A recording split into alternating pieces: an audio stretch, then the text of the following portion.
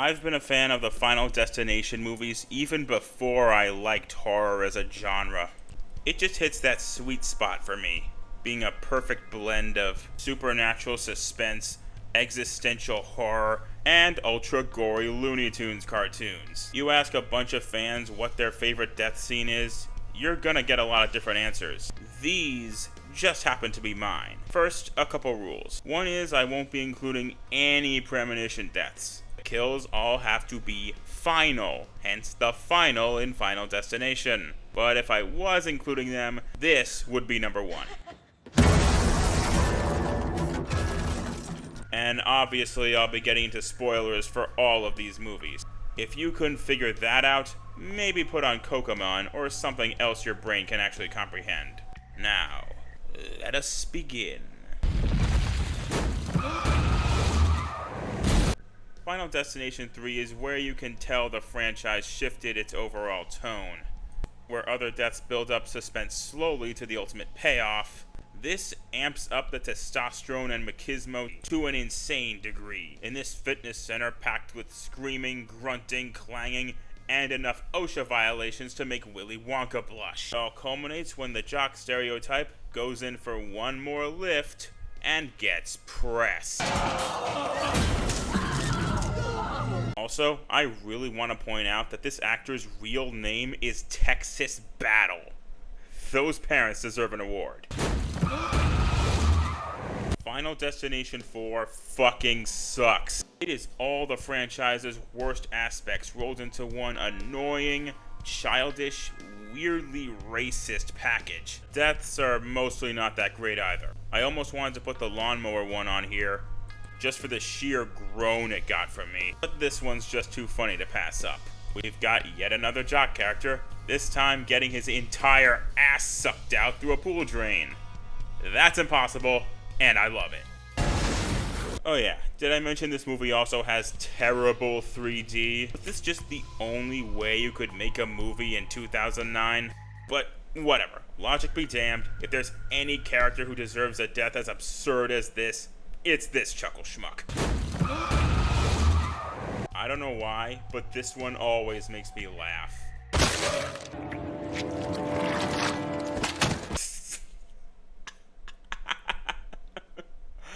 Just go to the next one, just go to the next one. I was a little wary going into Bloodlines, worried it was going to be another overly convoluted requel, trying way too hard to be elevated horror. But it was a very welcome return to form after nearly 15 years. Christ, it's been that long. And of course, has plenty of great deaths for me to choose from. Rather than shoehorning new rules in, it reintroduces the same ones, like how if you're able to revive someone after they technically die, they're safe. Something our resident dumbfuck man-child Ronnie here attempts with his brother's nut allergy. Of course, he doesn't take into account some occupational hazards. What makes this scene work is that we think this guy is in the clear since he's not actually part of the bloodline. Of course, when you try to intervene with death, things get complicated. MRI machines are one thing, but I thank this movie for validating my aversion to any type of body jewelry. At least he looked like a total dweeb when he got stuffed like a sausage. Jesus. Oh, and as for the nut kid, let's call that a 7.5. 5 was a step up from 4 in a lot of ways. Even in the 3D department, it felt more like an actual effect instead of a guy screaming a slur in public to get attention. This scene is one of the most tense in the whole series. It has nothing to do with what causes the actual death. I mean, that's gotta hurt. Not getting folded like a lawn chair couldn't have felt good either. And now you've gone and traumatized Ethan Hunt in the middle of a Dave Franco mask pull. Everybody do the flop! Final Destination 2 is where they start to get a bit more creative with their kills, leaving a lot more room to wonder what's actually gonna do the deed in the end. We haven't quite reached the ridiculousness of getting swallowed up by a garbage disposal. That would be more of a 4 thing. But getting burnt up in a house fire still feels a bit too pedestrian. Turns out, Evan here sealed his fate and punched his lottery ticket when he decided to waste a perfectly good plate of spaghetti. That's why I love Nestle Crunch. There are three types of kills Final Destination is known for. We've already talked about the tension builders, the ones that have you do that leaning forward meme as you try and piece together how and when shit's gonna go south. The second is the chain reaction type death that would leave Rube Goldberg soaking wet from the waist down. Case in point, getting slowly crushed has gotta be in my top 5 worst ways to go. The only thing that would have made it better is seeing the trash cube that got made out of it.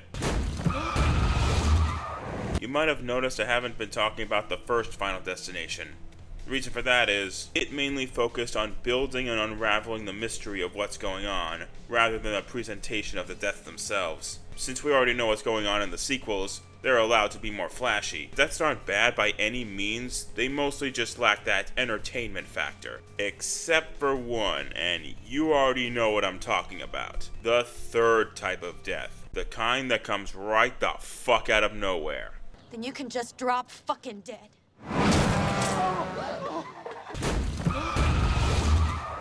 Yeah, you knew this one would be on here. This is about as perfect a death scene as you can get.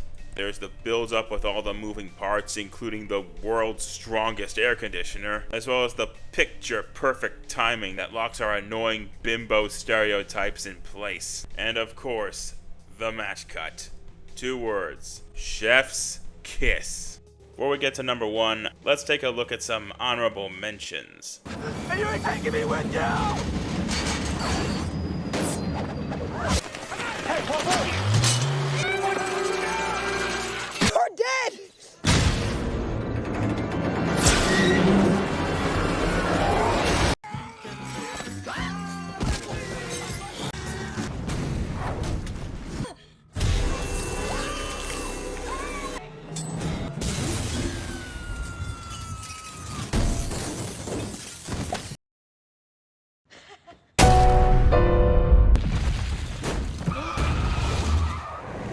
I couldn't not put this at number 1.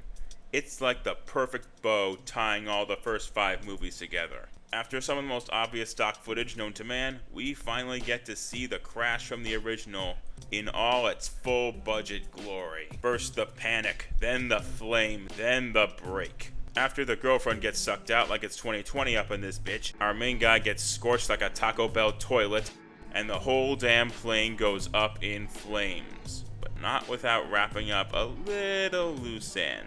See, a concept Final Destination 5 introduced. If you're on death's list, but then kill someone else, you're safe, and you get all the time the other poor sap had left. This is demonstrated when Nathan here was able to get off the hook by putting his coworker on it. Surely this hot-tempered, blue-collar construction worker would have had the epitome of a long and plentiful life ahead of him. Right? Turns out Roy had an enlarged blood vessel in his brain so big, he's about to burst. They said he'd be dead any day now. Any day. Life's a bitch.